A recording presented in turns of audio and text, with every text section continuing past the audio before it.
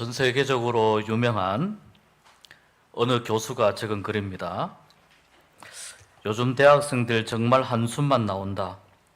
선생들 위에 서고 싶어 하고 선생들의 가르침에 논리가 아닌 그릇된 생각으로 도전한다. 강의에는 출석하지만 배우고자 하는 의지가 없다. 무시해도 되는 문제에 더 관심을 가진다. 그릇된 논리에 의지하려 하고 자신들이 무지한 영역에 그 잣대를 들이댄다. 그렇게 오류의 화신이 된다. 멍청한 자존심 때문에 모르는 것을 질문하는 것도 창피해 한다. 요즘 대학생들은 주일에는 성당에 가서 미사를 드리는 대신 친구들과 마을을 쏘다니거나 집에 틀어박혀 글이나 끼적인다. 만약 성당에 가게 되면 하나님에 대한 공경으로 가는 것이 아니라 여자애들을 만나러 또는 잡담이라 나누러 간다. 그들은 부모님이나 교단으로부터 받은 장학금을, 학자금을 술집과 파티와 놀이에 흥청망청 써버리며 결국 집에 지식도 도덕도 돈도 없이 돌아간다. 표정들이 별로 안 좋습니다. 지금 분위기가요. 이 글은 알바루스 펠라기우스라고 하는 유명한 학자가 쓴 글입니다. 지금으로부터 700년 전인 1311년에 쓴 글입니다. 1311년에 이 펠라기우스라고 하는 분이 만난 대학생들에 대한 중세시대 대학생들의 풍경입니다. 요즘 이야기처럼 들리기도 합니다. 우리가 알기에 중세의 대학은요, 굉장히 치열한 지적 전쟁터로 공부하느라고 머리가 터질 지경이었습니다. 중세의 철학을 공부해 보면 정말 복잡합니다. 복잡하고 이해하기가 참 쉽지 않은 개념들이 너무나도 많이 있습니다. 그때 당시에 최고의 대학 교수로 일컬어졌던 펠라기우스라고 하는 학자가 학생들을 이렇게 평가했습니다. 700년이 지난 요즘에 대학생들, 젊은이들은 어떻습니까? 때로 어떻게 보면 책을 안 읽는 것 같고 공부 안 하는 것 같고 때로는 또 너무 지나치게 반항적인 것 같고 어른들의 말을 따르지 않는 것 같고 그렇게 보입니다. 그런데 사실은 전통을 따르지 않고 전통에 대해서 질문하고 좀 다른 길을 생각해내고 엉뚱한 질문과 엉뚱한 대답을 하는 것, 그것이 젊음의 특권 아니겠습니까? 무언가 새로운 방법을 찾고 새로운 길을 찾고 지금까지 해오던 것에서 벗어나 무언가 다른 길을 만들어가는, 어쩌면 그것이 젊음이 아니면 해낼 수 없는 그러한 특권이라는 생각이 듭니다. 더 재미있는 것은요, 700년 전에 펠라기우스가 이렇게 썼는데 주전 1700년이면은 고대 시대입니다. 수메르 점토판 비문에 보면 아버지가 아들을 뭐라고 하면서 이런 그 꾸중한 내용 중에 이런 내용이 있다고 합니다. 너 왜 학교 안 가고 농땡이만 치느냐? 제발 철 좀 들어라. 형하고 동생 좀 본받아라 라고 하는 내용이 BC 1700년 전에 만들어진 수메르 점토판에 이런 글이 있다는 것도 신기하지만 이것을 발견해낸 사람도 참 대단하다는 생각이 듭니다. 기성세대가 바라볼 때에 청소년들과 젊은이들은 불안해 보이고 안정적이지 못해 보이고 염려가 되기도 합니다. 그러나 여러분, 여기 계시는 우리 어른들도 청소년 시절에는 똑같았습니다. 다르지 않습니다. 똑같은 모습이었고 그것이 이제 다듬어져서 지금의 모습으로 만들어진 것입니다. 법적인 청소년의 연령은 9세에서 24세라고 합니다. 청년기는 한 39세 정도까지라고 합니다. 근데 유엔에서 정한 연령 기준을 보니까 좀 재미있습니다. 미성년자가 0세에서 17세까지, 청년기가 18세에서 65세까지, 중년기가 66세에서 79세까지, 노년기가 80에서 99세, 장수노인은 100세 이후부터는 장수하셨다, 이렇게 유엔에서 인정해 드린다고 합니다. 좀 많이 다르죠? 청년기를 보니 놀랐습니다. 18세에서 65세까지. 상당히 많은 분들이 다시 나는 청년이다 하고 더 도전적으로, 반항적으로 머리에 물도 좀 들이시고 그리고 좀 다니셔야 할 것 같습니다. 어느 사회를 막론하고 동서고금을 막론하고 늘 기성세대와 어른들과 어린이 사이에 청소년들과 청년들은 늘 끼어서 낀 세대라고 그렇게 평가를 받고 그런 대접을 받아왔습니다. 근데 오늘 찬양하고 또 특송하고 이렇게 하는 것을 보니까 굉장히 가능성이 있어 보이지 않습니까? 무언가 새로운 길을 하나씩 찾아가는 그러한 모습들에 우리 청년부 또 중고등부에 박수를 보내고 싶습니다. 우리 다시 한번 박수로 격려하도록 하겠습니다. 이번에 중고등부와 청년부가 연합해서 같이 수련회를 함께 가게 되는데 또 오늘 마침 이렇게 함께 연합으로 헌신 예배도 같이 드리게 되었습니다. 예배 드리는 그 과정 또 순서 준비하는 모든 시간 가운데 또 중고등부와 청년부가 더 잘 연합하고 더 깊이 공감하는 그러한 시간들이 되었으면 좋겠습니다. 우리는 늘 염려하고 걱정합니다. 내일을 염려하고 내일을 걱정하는데 그러다 보니 어느덧 하루하루 그렇게 시간이 지나가고 또 그러다 보니 나이를 먹게 되고 어느새 많은 세월이 지나가는 것을 보게 됩니다. 내가 뭐 하다가 이렇게까지 늙었나 이런 생각이 들 때도 아마 있을 것입니다. 우리가 이렇게 하루하루 살아가면서 좀 기억해야 할 것은 무엇이냐면 나에게 과연 20대의 나에게 신앙은 무엇인가, 10대의 나에게 하나님은 무엇인가, 30대의 나에게 하나님은 어떤 분이신가, 65세의 청년기의 나에게 하나님은 어떤 분이신가, 이것을 묻고 질문하는 것입니다.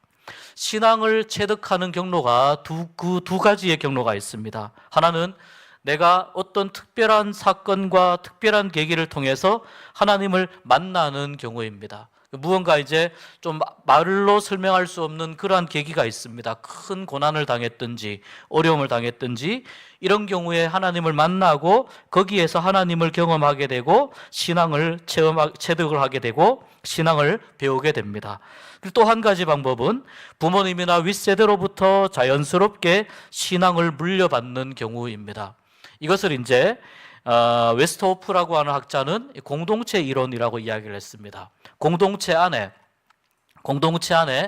윗세대에서부터 다음 세대로 신앙이 자연스럽게 흘러내려가는 것, 이것을 공동체 이론이라고 웨스트호프라고 하는 학자가 이야기한 적이 있습니다. 믿음의 가정과 또한 교회 안에서 신앙 공동체에서 어린 세대들은, 우리의 어린이 세대들, 청소년 세대들, 우리 젊은 청년 세대들은 어른들의 기도하는 뒷모습을 보면서 신앙을 배우게 되고 신앙을 습득하게 됩니다. 이것이 무엇이다라고 가르쳐 주지 않아도 그 안에서 엄숙함, 경건함, 또 하나님 앞에서 두려워하고 하나님을 경외하는 그러한 모습들을 보면서, 예배하는 모습들을 보면서, 섬기는 모습들을 보면서, 말씀 읽고 기도하는 모습들을 보면서, 공동체를 꾸려나가는 모습들을 보면서 우리의 어린이들, 청소년들, 청년들은 그 어른들의 뒷모습을 보면서 신앙을 배워가게 됩니다. 오늘 우리가 읽은 말씀은 바로 이렇게 신앙 공동체인 이스라엘 민족이 신앙을 다음 세대에게 어떻게 가르쳐 주어야 하는지에 대한 중요한 지침을 주신 하나님의 말씀입니다. 어떻게 다음 세대로 신앙이 이어져 내려가는가, 그 내용이 요단강을 건너는 사건을 통해서 우리에게 가르침을 주고 있습니다. 여러분, 이 요단강을 건너는 사건은 굉장히 특별한 사건이에요. 우리가 그 이스라엘 성지순례 가봤지만 비가 오지 않는 건기에는 요단강 폭이 별로 넓지 않은데, 좁은데, 비가 오는 우기에는 이것이 수십만 몇 미터가 되고 굉장히 넓은 강으로 바뀌게 돼요. 물이 이제 많이 쏟아져 내려오니까, 우리 지금 장마처럼 홍수가 지니까 요단강이 그렇게 넓어집니다. 이러한 요단강을 건너는 이 경험을 직접 한 사람과 그 경험을 직접 하지 못한 사람은 이 사건을 받아들이는 그 느낌 자체가 다릅니다.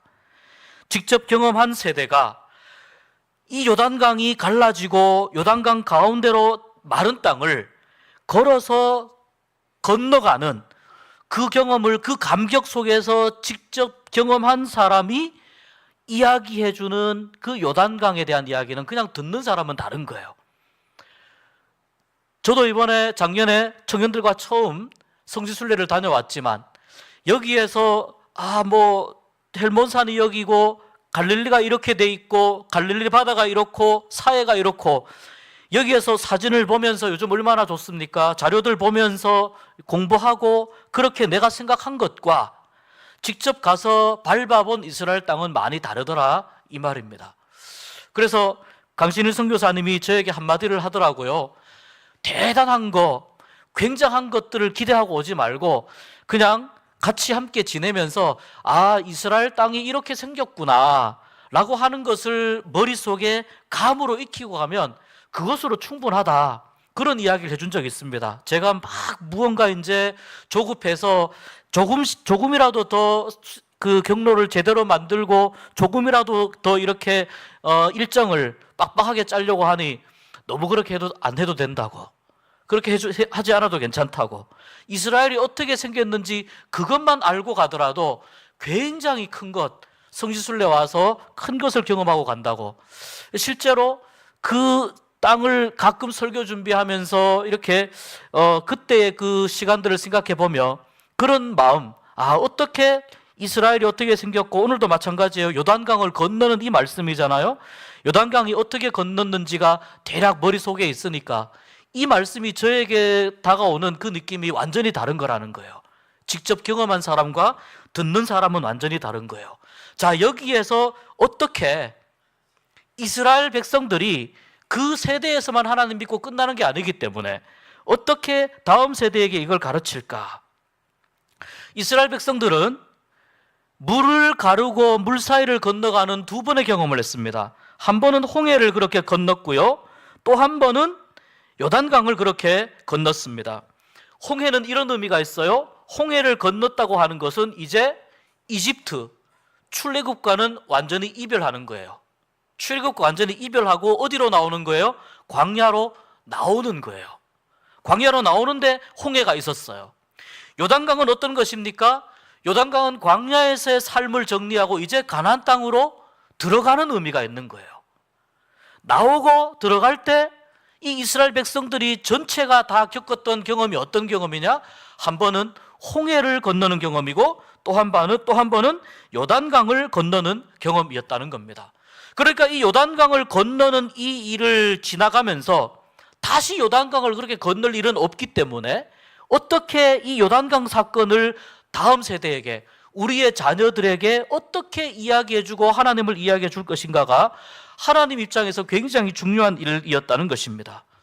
지금 이스라엘 백성들은 이제 요단강을 건너려고 하고 있습니다. 그때 당시에는 추수를 하는 시기인데 이 추수를 할 때에는 비가 많이 와서 요단강 물이 굉장히 범람하는 시기입니다. 그래서 요단강이 굉장히 거칠고 사납게 흘러가고 강폭도 굉장히 넓고 강도 매우 깊어서 쉽게 함부로 건널 수가 없습니다. 조심해야 됩니다. 하나님께서 이 요단강을 어떻게 건너라고 말씀합니다. 제사장들에게 먼저 명령합니다. 제사장들에게 언약궤, 하나님의 법궤를 어깨에 메고 너희들이 먼저 앞서가라.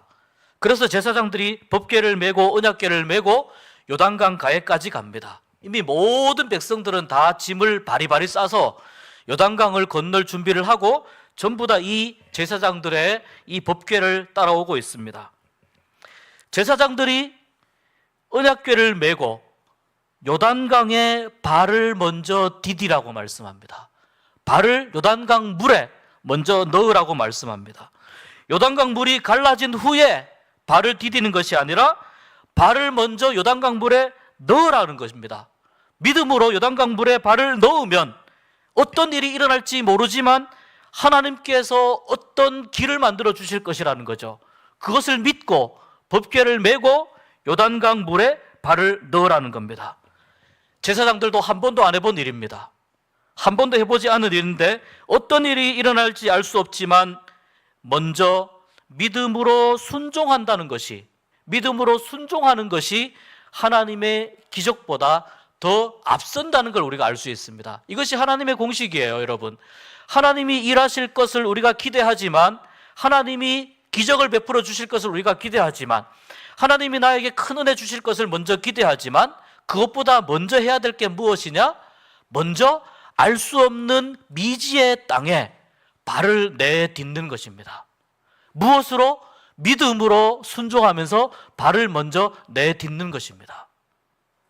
이것을 누가 할 책임이 있느냐? 어른들이 할 책임이 있어요. 어른들이, 기성세대들이 이 일을 먼저 할 책임이 있어요. 자녀들이 봅니다. 하나님이 어떻게 일하실까 자녀들이 봅니다. 우리 아버지 세대가, 우리 할아버지 할머니 세대가 어떻게 할 것인가 자녀들이 봅니다. 믿음으로, 법궤가 뭐예요? 말씀이잖아요. 믿음으로 말씀을 들고 미지의 세계로 발을 내디디면서 하나님의 말씀에 순종하는 그 모습을 보면서 우리의 자녀들이 무엇을 본다고요? 거기에서 하나님의 일하시는 원리를 보게 된다는 거예요. 아, 하나님의 말씀은 저렇게 순종하는구나. 하나님의 말씀에 저렇게 순종하니까 하나님께서 지금까지 한 번도 들어보지 못한 방법으로 우리 아버지에게, 우리 어머니에게, 우리 할아버지, 할머니에게 이렇게 은혜를 베풀어 주시는구나. 여호수아 3장 4절에 세번역 성경으로 보면 이렇게 말씀해요. 이 길은 이전에 가보지 않았던 길이다 라고 말씀합니다. 여기 보세요. 요건 지금 개역 개정이죠. 너희가 맨 끝에 보면 너희가 이전에 이 길을 지나보지 못하였음이니라. 이게 어디에 있는 길인지 아십니까? 요단강 안에 하나님이 만들어 주신 길이에요. 우리가 생각하는 여기서 울산 가는 길이 아니고, 여기서 부산 가는 길이 아니고, 광야에 흩어져 있는 사람들이 자주 다니던 길이 아니에요. 한 번도 거기는 길이 있다고 생각해 본 적이 없는 곳입니다. 거기는 길이 있을 수가 없다고 생각한 곳이에요. 왜?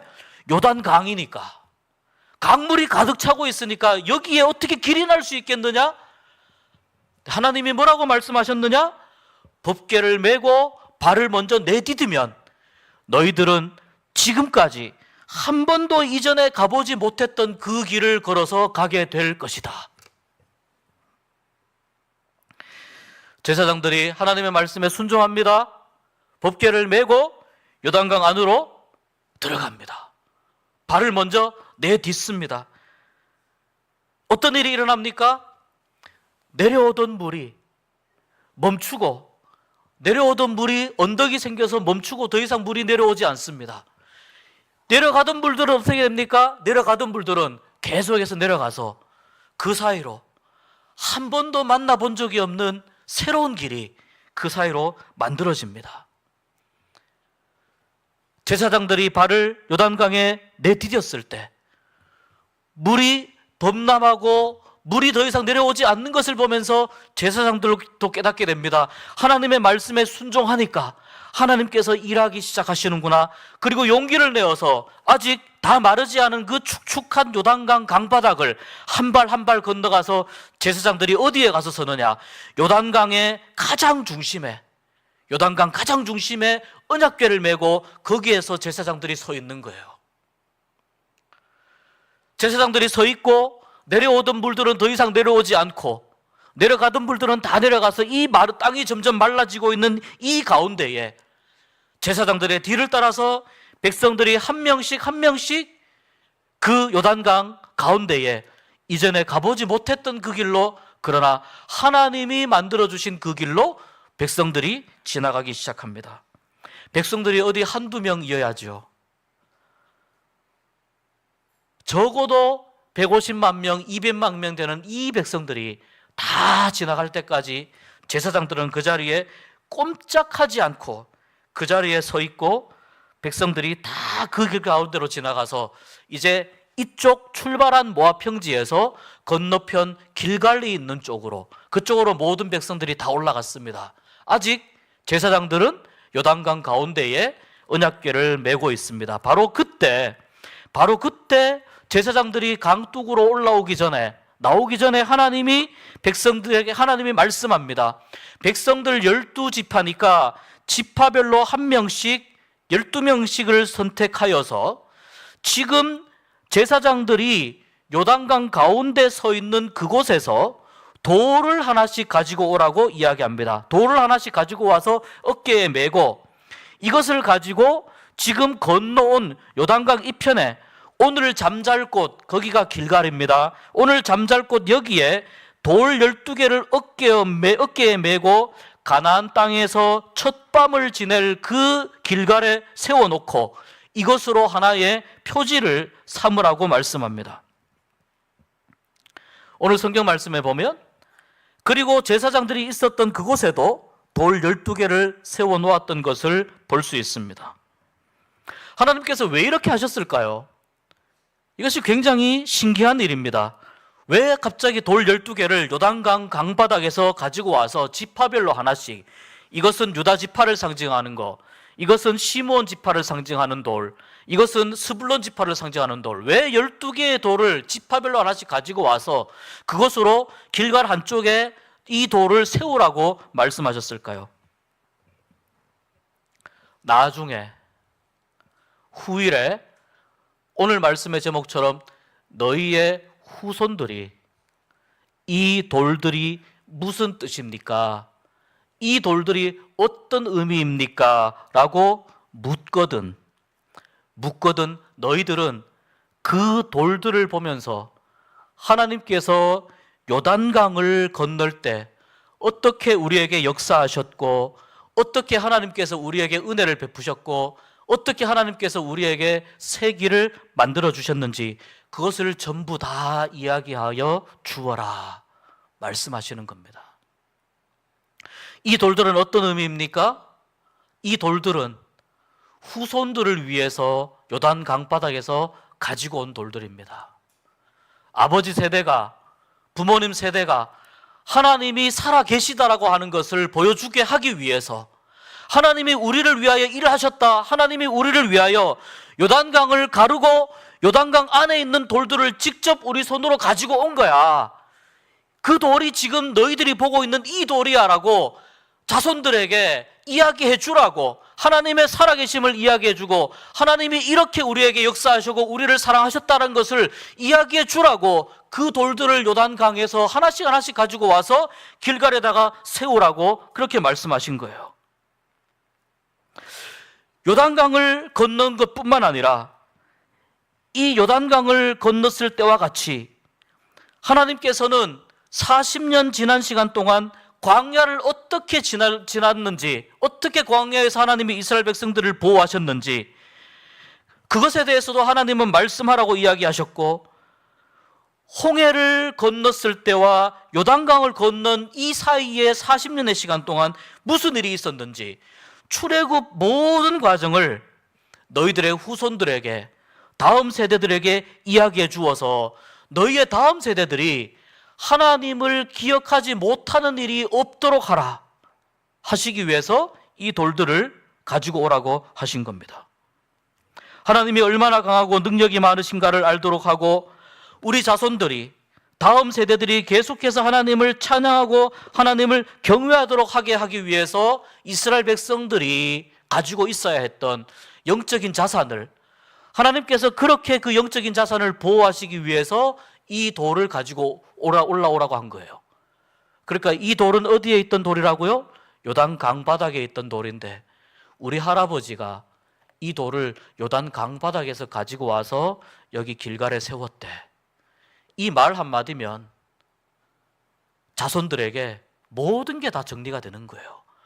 정말 하나님이 내가 그냥 말로만 들은 하나님이 아니고 우리 할아버지와 함께 하셨던 하나님이군요. 우리 할아버지를 그렇게 사랑해 주셨던 하나님이군요. 우리 아버지를 그렇게 사랑해 주셨던 하나님이군요. 정말 하나님이 살아계셔서 우리 가족에, 우리 지파에, 우리 이스라엘 민족에게 이렇게까지 함께 하시고 인도하시고 구원하시고 능력을 베푸신 하나님이 정말 살아계시는 분이셨군요. 말로만 믿는 하나님이 아니라 실제로 경험한 하나님에 대한 그 증거가 바로 이 돌이군요. 아이들은 이렇게 반응을 하게 될 것이라는 거예요. 그러니 이 12개의 돌들은 그냥 단순한 돌이 아닌 것입니다. 하나님의 능력과 하나님의 사랑과 하나님의 은총이 무엇인지 그 돌을 통해서 출애굽 역사를 자녀들에게 이야기해 줄 수 있고 그 돌을 통해서 홍해가 갈라진 이야기, 요단강이 갈라진 이야기, 하나님이 하신 모든 일들을 다 이야기해 주어야, 다 이야기해 줄 수 있는 그 하나님의 은혜의 증거물들이 바로 이 돌들이었다는 것이죠.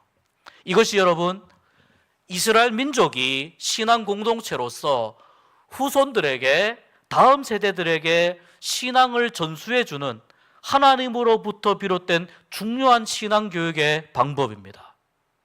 저는 질문하고 싶습니다. 오늘 우리는 우리의 다음 세대들에게 물려줄 어떤 신앙의 유산을 가지고 있습니까? 어떠한 믿음의 유산을 가지고 있습니까? 어떠한 영적인 자산을 우리는 가지고 있습니까?